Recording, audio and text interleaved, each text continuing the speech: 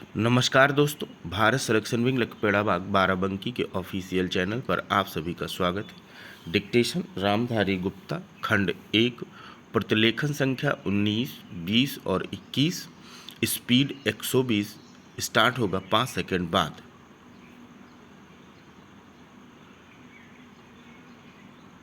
महोदय, जब तक अहिंदी भाषी हिंदी को हृदय से स्वीकार नहीं करते तब तक वह राष्ट्रभाषा का स्थान नहीं पा सकती, और यह तभी हो सकता है जब वे यह समझें कि इसमें उनका भी योगदान है और उन्होंने इससे केवल लिया ही नहीं बल्कि इसे कुछ दिया भी है, और उन पर कोई दूसरी भाषा लादी नहीं गई है बल्कि यह उनकी ही भाषा है।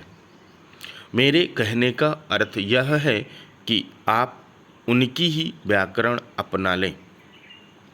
इसका अर्थ यह नहीं है कि आप उदारतापूर्वक जितना ले सकते हैं ले लें।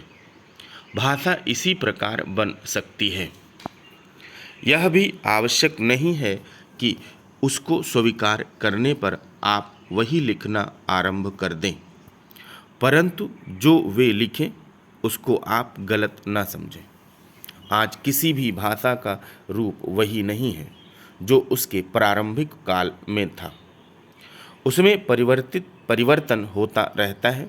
हिंदी के इतिहास में भी आपको यही बात मिलेगी। मैं हिंदी का कोई विद्वान नहीं हूँ, पर मैं अपने अनुभव से कह सकता हूँ कि उसमें भी पिछले 500-600 वर्षों में बहुत अंतर पड़ा है तथा पहले की और आज की हिंदी में काफ़ी अंतर है। इसलिए नवयुग में जब वह देश की भाषा बनने जा रही है तो उसमें थोड़ा अंतर करना भी पड़े तो वह स्वीकार कर लेना चाहिए, जिससे उसका अन्य प्रदेशों के लोगों के साथ मेल बैठ जाए। कई अहिंदी भाषी लोगों ने भी हिंदी की काफ़ी सेवा की है। आपके राज्यपाल महोदय अहिंदी भाषी हैं और इन्होंने अपनी भाषा की बड़ी सेवा की है। यह भी हिंदी के पक्ष में थे और इन्होंने बड़ा योगदान दिया, जिसके कारण हम संविधान सभा में सफल हो सके। इनका भी यही विचार है जो मेरा है। मैं चाहता हूं कि इनको भी हिंदी की सेवा करने का अवसर दिया जाना चाहिए। उसका फल हिंदी के लिए और देश के लिए अच्छा ही होगा। मानपत्र में आपने संस्कृत के संबंध में कहा है। मैं मानता हूँ कि हमारे देश में संस्कृत का अध्ययन आवश्यक है, क्योंकि देश की सभी भाषाओं का स्रोत वही भाषा है। संस्कृत से हमारा संबंध अटूट है। इसकी पढ़ाई लिखाई कम हो गई है। यह हमारे लिए दुख की बात है। मैं आशा करता हूँ कि इसकी उन्नति होगी। महोदय, मैं अपने बारे में कहता हूँ। जब मैं छोटा था और कॉलेज में पढ़ रहा था तब रूस और जापान के बीच युद्ध छिड़ा। उस समय समाचार पत्रों में जापान के संबंध में बहुत सी बातें छपा करती थीं। उनमें एक बात यह भी थी कि जापान में समूरिया जाति के लोगों ने अपने सब अधिकार वहाँ के राजा को दे दिए थे। उसके बाद जापान बड़ी उन्नति कर सका। हम लोग यह पढ़कर आश्चर्य और सराहना करते थे। उससे बढ़कर हमारे यहाँ के लोगों ने स्वराज स्थापित होने के बाद 1 वर्ष या 2 वर्ष में एक उदाहरण उपस्थित करके दिखाया। हम भी अपने हजारों वर्षों के इतिहास को नहीं भूलेंगे। जो रियासतें अलग अलग स्थापित हो गई थी और एक प्रकार से भारत कई टुकड़ों में बटा हुआ था, वे सब टुकड़े एक हो गए। आज ब्रिटिश भारत और देसी रियासतें मिलकर एक हो गईं। उनके बाद हमारे सामने यह प्रश्न आया कि भारत के लोग केवल स्वराज से ही सुखी नहीं हो सकते, उनको किसी न किसी प्रकार सुखी बनाना है। इस संबंध में सरकार ने अपनी ओर से प्रायः सभी राज्यों में जमींदारी और जागीरदारी उन्मूलन के कानून उपस्थित किए और वे कानून पास हुए।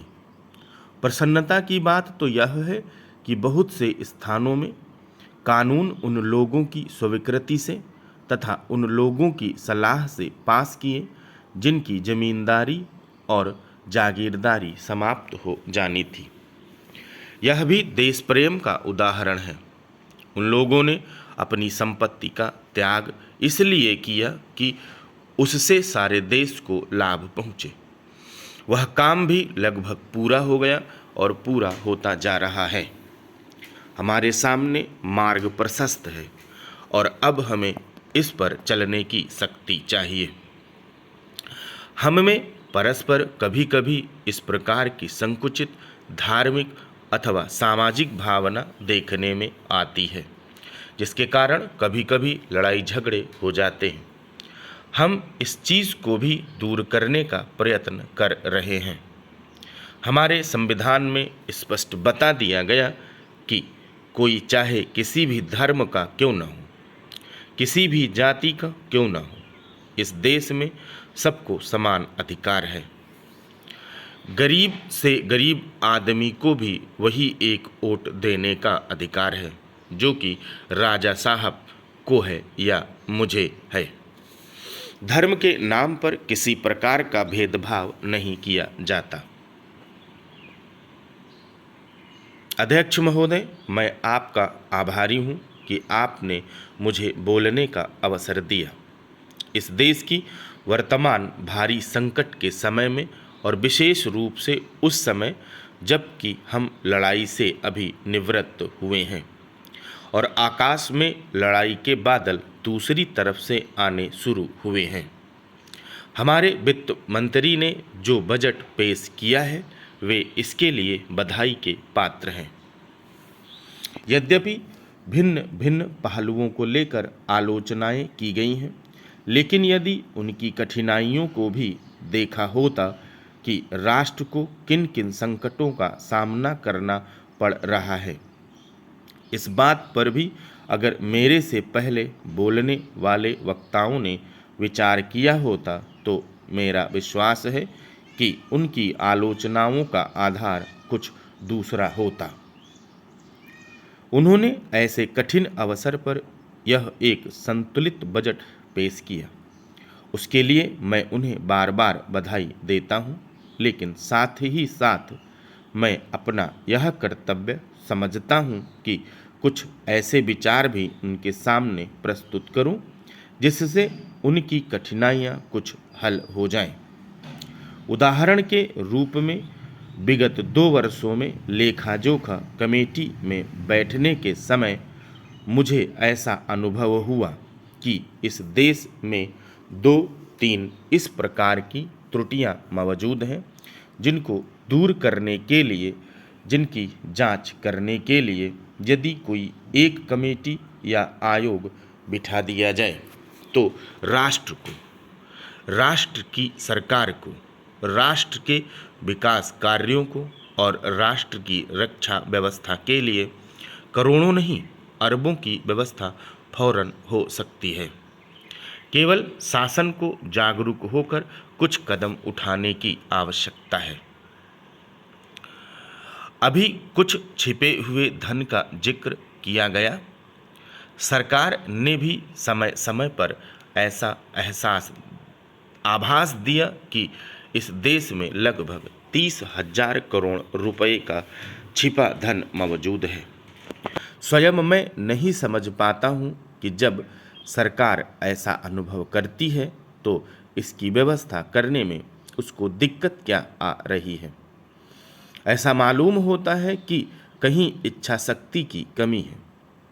भारत की इस सरकार ने अपनी शक्ति का ठीक से उपयोग करके उस दुश्मन के दांत खट्टे किए जिसके ऊपर विश्व के बहुत अमेरिका और इंग्लैंड जैसी शक्तियों का अटूट सहारा था और जिसको कि उन्होंने हमारे विरुद्ध उकसाकर खड़ा किया था और अपना संपूर्ण सहयोग दिया है।